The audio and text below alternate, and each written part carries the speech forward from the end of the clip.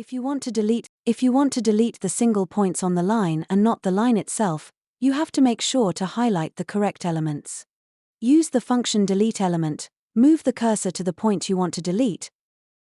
Use the function key F4 to change the highlighted element and delete the point with a left click. Now you can go on with the second point. Show here what happens if you don't use F4 to change the active element.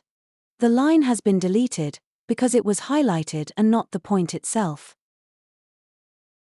Now I delete the further reference points. I use F4 only if necessary. Here I show you another situation where you will have to use F4 in order to switch between elements. Imagine you want to raise the shoulder line to add a shoulder pad to your garment. If you use for this the function extend, put your mouse to the shoulder point and if not the correct line is highlighted, use the function key F4 to switch between the elements. When the correct line is highlighted, click on the point and indicate the increase value.